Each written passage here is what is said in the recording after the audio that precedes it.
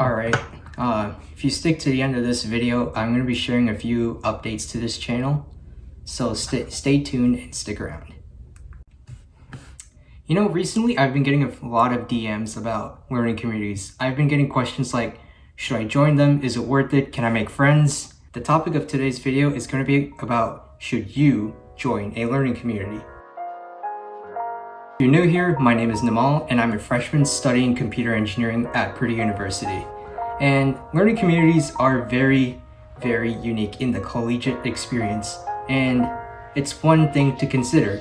But ultimately, what are learning communities? Well, learning communities are places where people with similar interests and majors just combine together and work together on projects, homework assignments, and everything in between.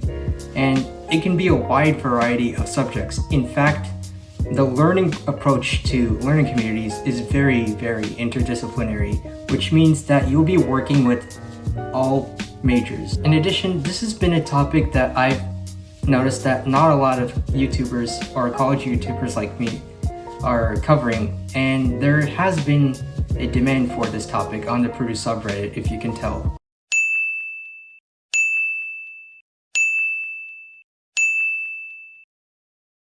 So without further ado, let's get into the first learning community, which is the Data Mine learning community. From the name, this LC is all about data science awareness. In fact, data science is becoming relevant in all careers and in our lives in the near future. Data science is not about making complicated models.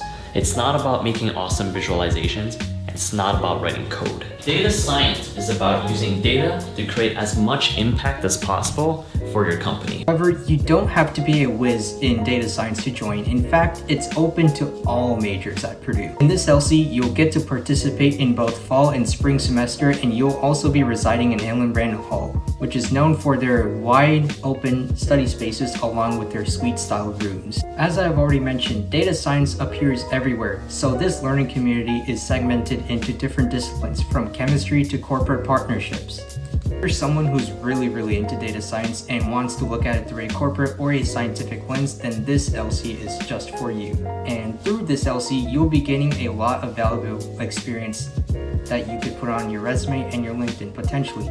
But if you really want to up your LinkedIn flex points and your resume game, then I have the LC just for you. I present you the EPICS LC. EPICS stands for Engineering Projects in Community Service.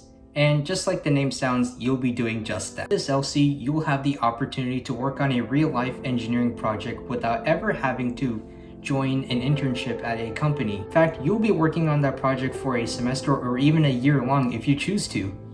Another perk that comes with this LC is if you're an FYE major, you'll be able to take this class called Engineering 133, which is a semester-long class that is equivalent to both 131 and 132. Actually a huge benefit if you take this class, because you can easily take your engineering discipline class sooner. So for example, if you're like me and you want to major in computer engineering or even electrical engineering, then you taking Engineering 133, and if you pass that with a C- or better, you can potentially take the fundamental and key courses the second semester of your freshman year instead of me, which I have to take sophomore year, and I really wish I did this sooner. Same can be said with other engineering disciplines. Along with this Intro to Engineering class, you'll also be placed in the EPICS course where you'll actually be doing the projects, and along with written and oral communication courses. Of course, you can use AP credits if necessary.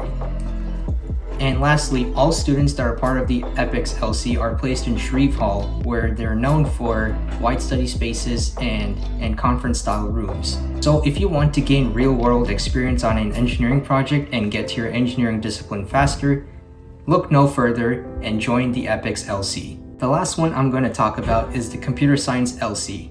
In this LC, you'll be paired with other CS majors, and you'll be either placed into a black group or a gold group.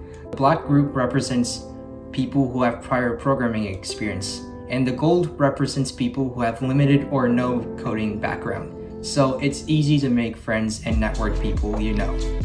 Having common classes such as CS180, CS193, and CS191. I think I said that right. By interacting, I mean lament and complain about the classes.